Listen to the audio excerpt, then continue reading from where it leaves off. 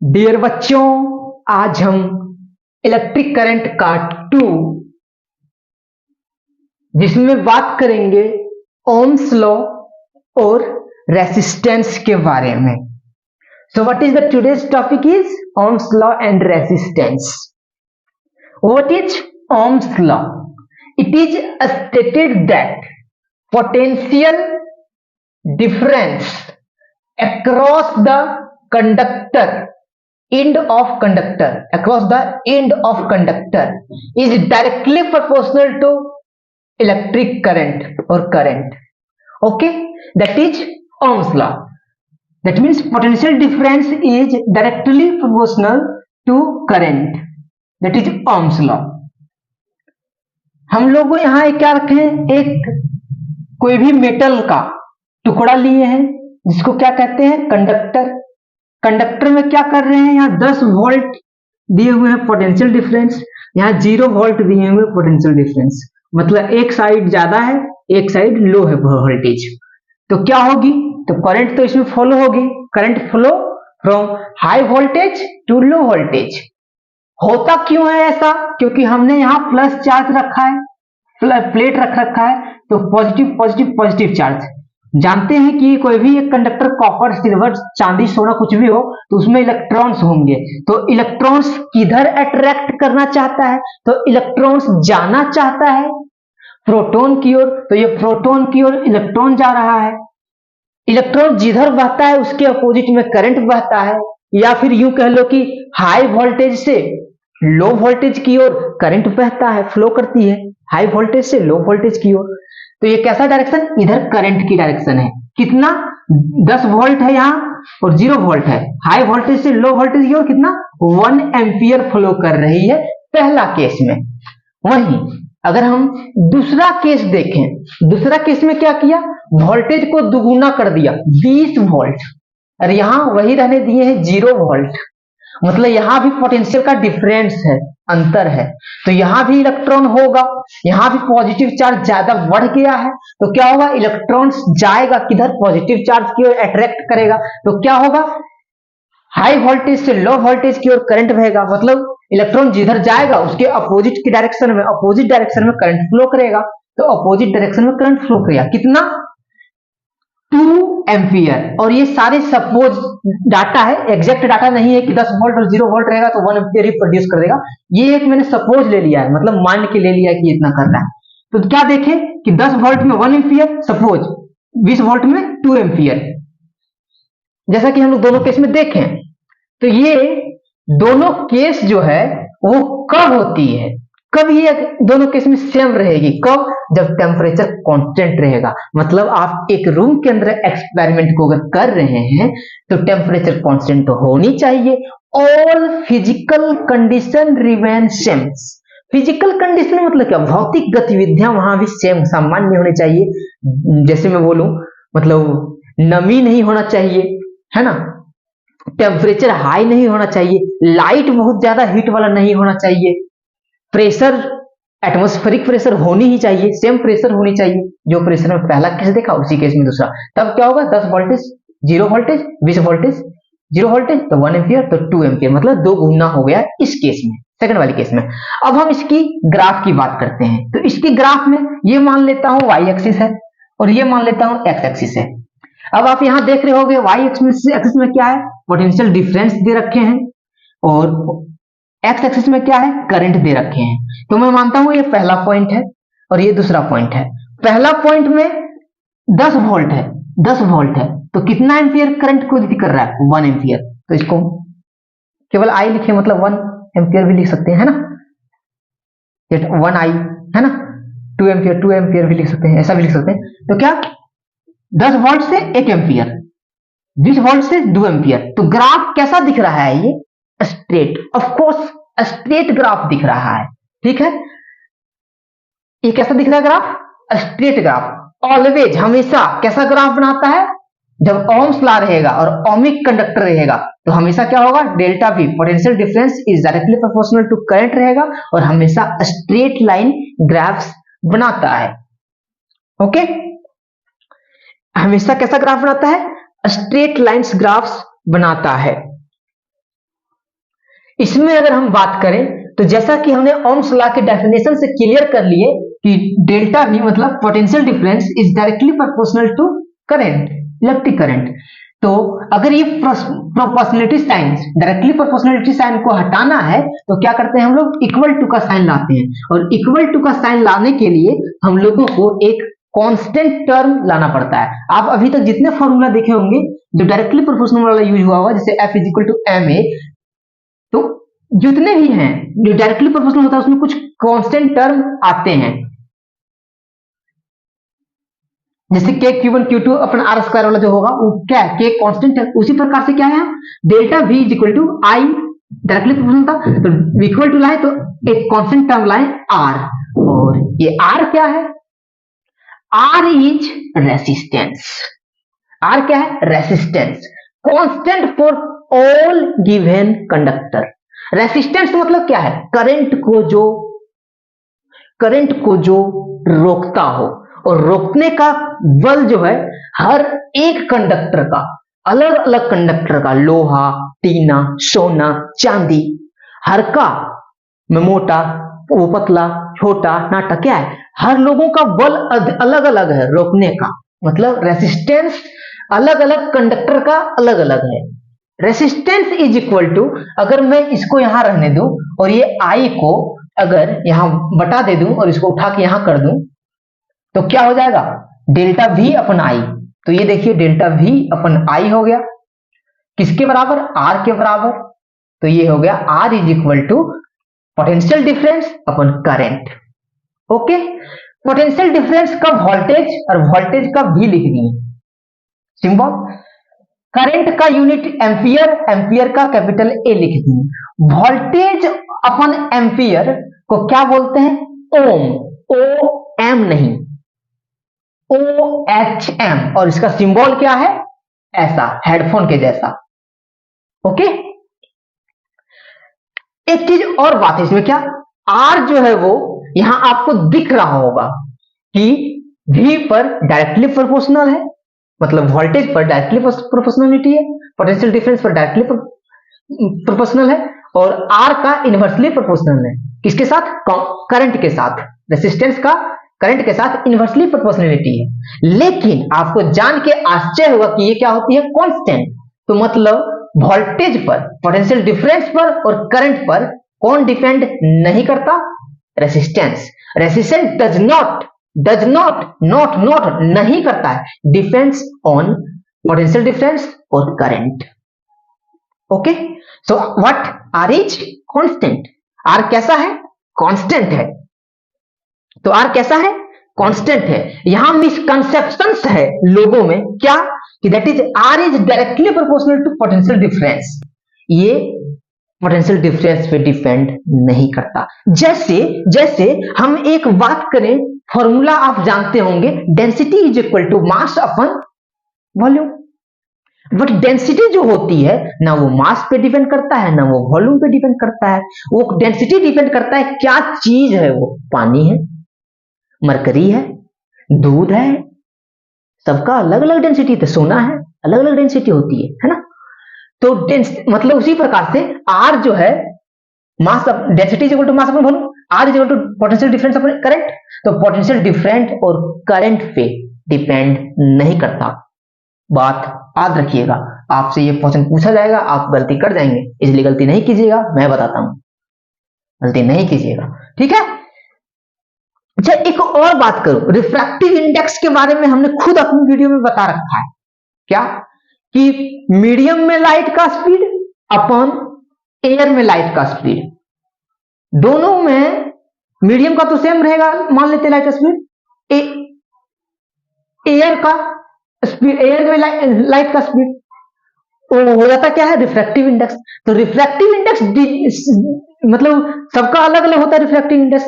तो refractive index depend करता ही नहीं है कि उसका स्पीड कितना है, रिफ्रैक्टिव इंडेक्स मीडियम में और एयर में कितना है। तो उसी प्रकार से ये डिपेंड नहीं करता है, बार बार बोल रहा हूं, resistance does not depend on potential difference और करंट, इलेक्ट्रिक करंट।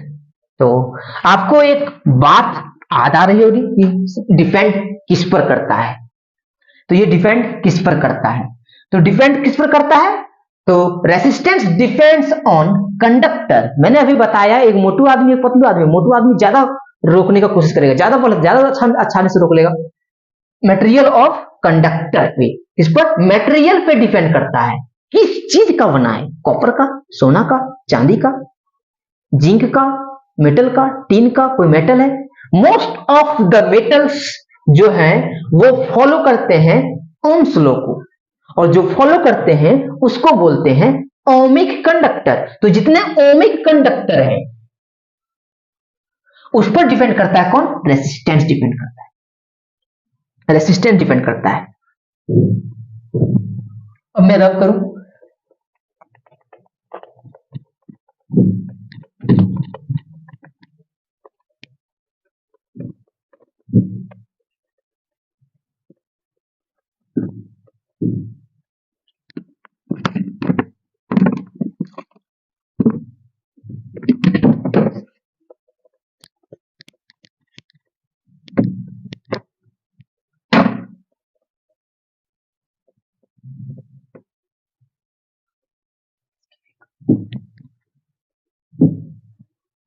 अब हम अगर बात करें, एक बहुत इंपॉर्टेंट बात करनी है, क्या?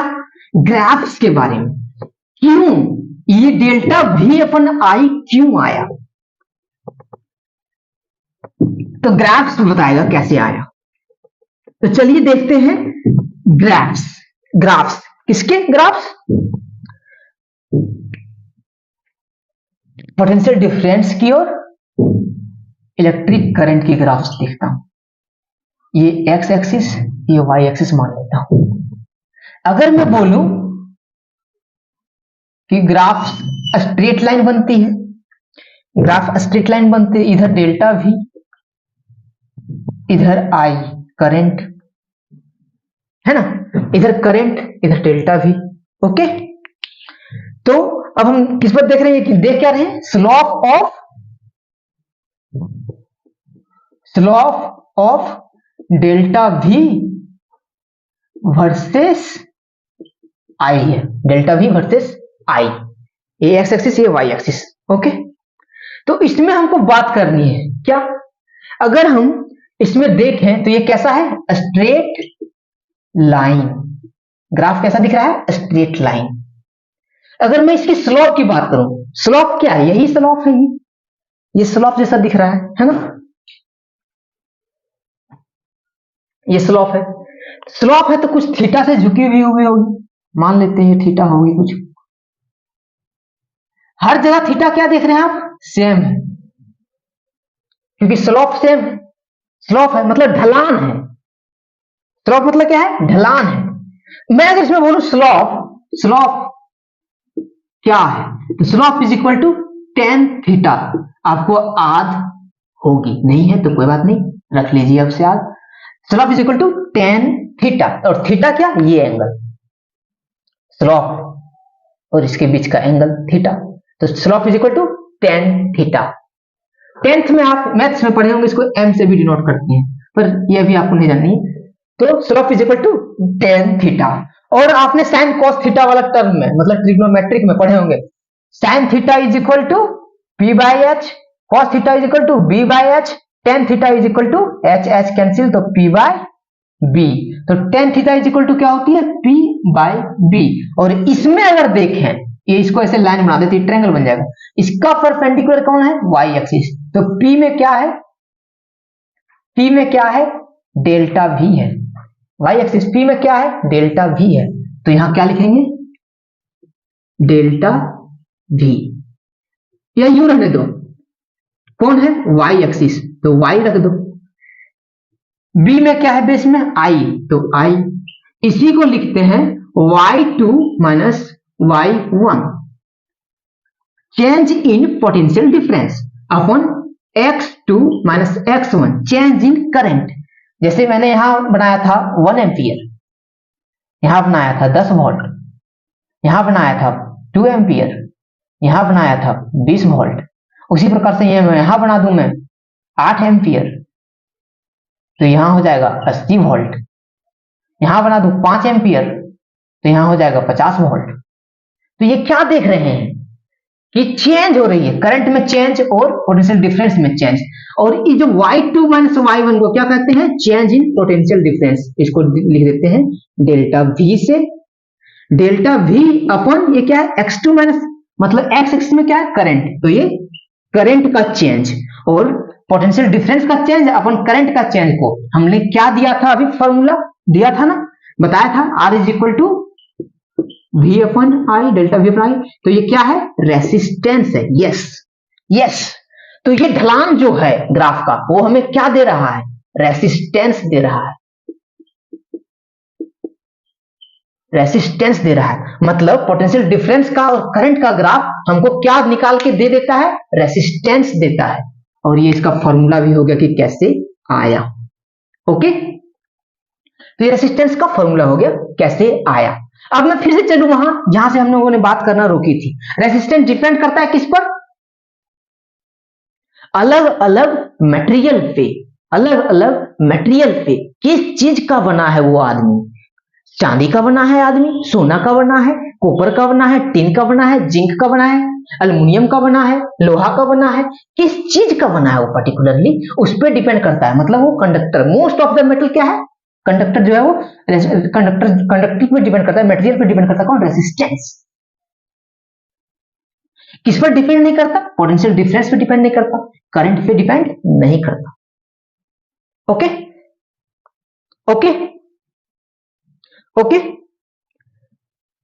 और जितने भी ये होते हैं सारे को क्या कहते हैं? ओमिक कंडक्टर कहते हैं। ओम्स लॉ किस पर वैलिड है? केवल और केवल ओमिक कंडक्टर पर वैलिड है। और ओम्स लॉ किस पर वैलिड है? और यहां क्या देख रहे हैं? रेसिस्टेंस वेरी कर रहा है क्या? नहीं, करंट बढ़ रहा है, बढ़ रहा है, घट रहा है, बढ़ रहा है, घट रहा है, बढ़ रहा है, घट रहा है। वोल्टेज पोटेंशियल डिफरेंस बढ़ रहा है, घट रहा है। रेसिस्टेंस क्या है? Always same, constant. रेसिस्टेंस क्या है? Constant, doesn't changing and doesn't depend on potential difference. ये सारी बातें हमने की है ना।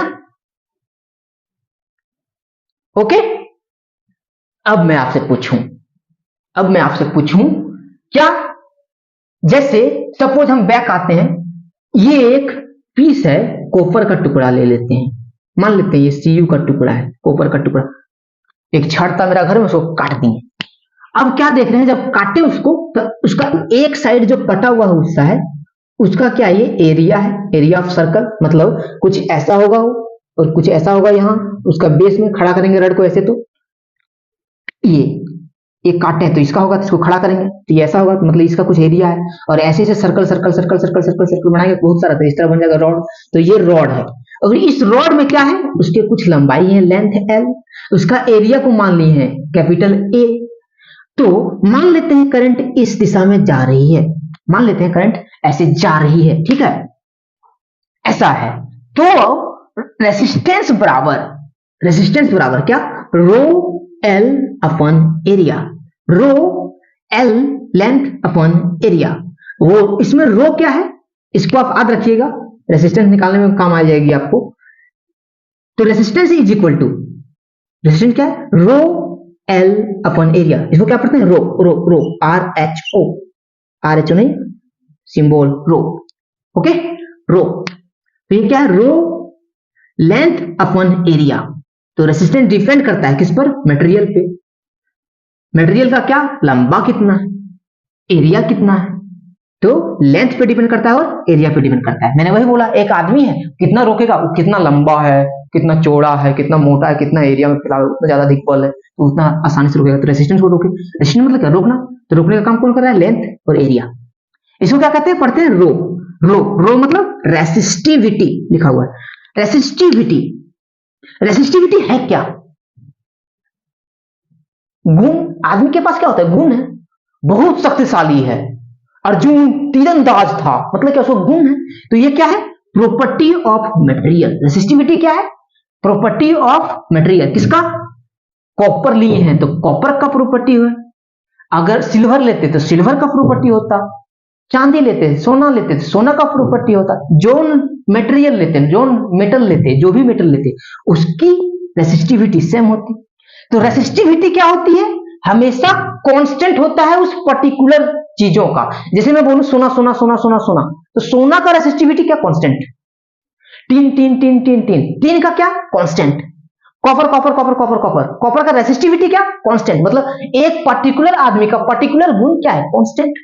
तो ये रेसिस्टिविटी क्या है, आदमी वाला हमको लगता है आप अच्छा से समझ पा रहे होंगे। क्या है रेसिस्टिविटी, जो है वो गुण है किसका, कंडक्टर का। और ये रेसिस्टिविटी जो है वो चेंज नहीं होता, बदलता नहीं, वेरी नहीं करता।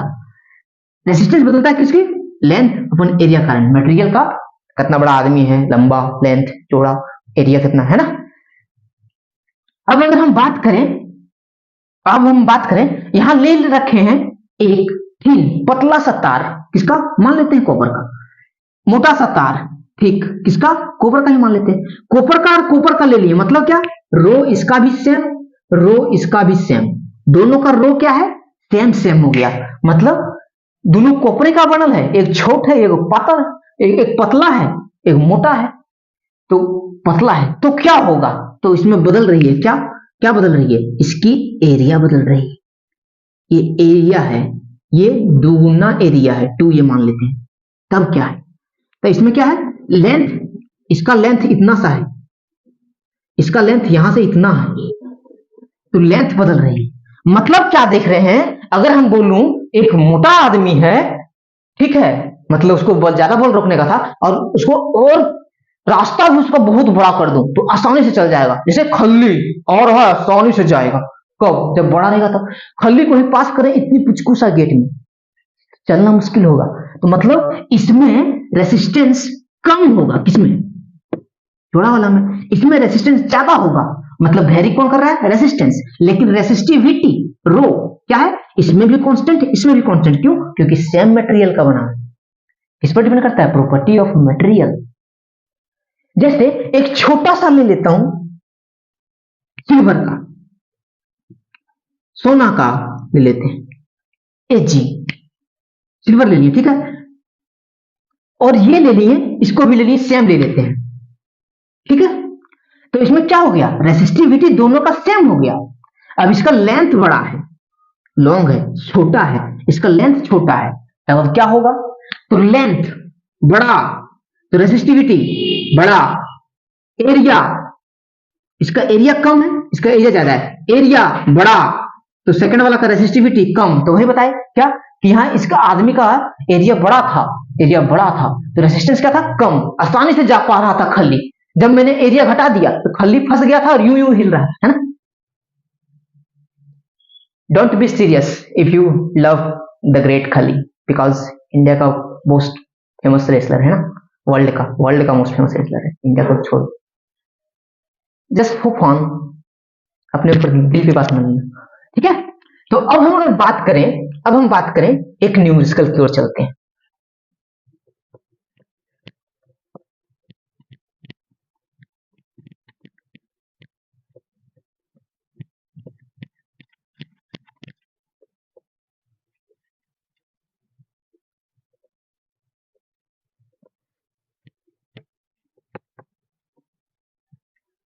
एक न्यूमेरिकल्स की ओर चलते हैं। जैसे अगर आपको ये समझने में दिक्कत हुई होगी तो मैं एक और तरीका बताता हूं, इस बार ध्यान से देखिएगा, बिल्कुल समझ में आ जाएगी। जैसे मैं लेता हूं एक वायर, ठीक है, इसका, इस वायर का मैं ले लेता हूं लेंथ एल दिया हुआ है, एरिया ए दिया हुआ है, ठीक है, लेंथ दे दिया, एरिया दे दिया। मैं बोलूं इस वायर जो है सस्ता लेता हूं, थोड़ा सस्ता कहां है भाई, कॉपर, ये भी महंगा है, कॉपर ले लेते हैं, ठीक है, कॉपर का है, वायर है, ठीक है, और रेसिस्टेंस इसका दिया हुआ है 4, रेसिस्टेंस का सिंबल बच्चों ऐसा, ओम, हेडफोन है ना, ओके। एक और कंडक्टर ले लेते हैं, एक और कंडक्टर ले लेते हैं। कंडक्टर मतलब क्या है, मेटल का पीस का कटा हुआ टुकड़ा ले लेंगे, जनरली सिलेंड्रिकल होती है, जितने भी वायर्स आप देखेंगे उसमें सिलेंड्रिकल होती है, ठीक है, तो मैंने सिलेंडर इसलिए ले रखा है। अब इसका मैं बोलूं तो लेंथ मान लेते हैं, सेम मान लेते हैं, सेम लंबाई का ले लिया, लग नहीं रहा है, तो लगना चाहिए। स्टेम लंबाई का ले लिया, चलिए ठीक है, स्टेम लंबाई का ले लिया, ठीक है। और इसमें हम बात करें कि आर डैश पूछे कि क्या होगी बताइए, तो आप बता पाओगे? एक चीज और, एरिया, क्योंकि मुचौड़ा लिए ना, एरिया मान लेते हैं ये 2 गुना है, 2 एरिया, एरिया 2 गुना है इस एरिया के 2 गुना। देखिए इसको उठा करेंगे यहाँ 2 गुना, ठीक है, 2 गुना। अब बताइए कि ये आर डैश इसका रेसिस्टेंस क्या होगा, तो बता पाएंगे? तो चलिए देखते हैं कैसे। तो इसमें हम लोग देखें तो क्या, ये भी कॉपर का है, मतलब क्या देख रहे हैं कि जो रो है रेसिस्टिविटी वो दोनों में बराबर है। ओके, कोई बात नहीं। हम लोग फॉर्मूला जानते हैं, रेसिस्टेंस इज इक्वल टू, आधा अभी नहीं हुआ वो तो देख लीजिए, रो एल अपन ए, ऐसा कुछ सीखे थे आप। 10 बार जरूर लिखिएगा, ट्राई कीजिएगा, याद हो जाएगी, याद रखिएगा, ठीक है। अब हम इसमें बोलूं rho L by A is equal to क्या है, 4 ohm, 4 ohm is equal to rho L by A है। इसमें भी resistance R dash is equal to formula लगाते हैं, रो एल बाय ए। इसमें क्या है, रो का रो रहेगा, लेंथ का एल का एल है, एरिया क्या है 2 गुना है 2a, ठीक है। R dash is equal to लिखूं रो एल अपन ए इंटू 1/2 कर दे तो कोई दिक्कत, इसको उठा के यहां कर दे तो ऐसा ही सेम सेम है, देखिए कोई अंतर है क्या, रो एल बाय ए, ठीक है। अब रो एल बाय ए जो है वो यहां दिया हुआ वैल्यू देखिए कितना, 4 ओम, तो R dash is equal to 4 into 1/2, तो ये कितना हो गया 2 ओम। आई होप आपको समझ में आ गया होगा, क्लियर। कुछ न्यूमेरिकल्स और देखते हैं।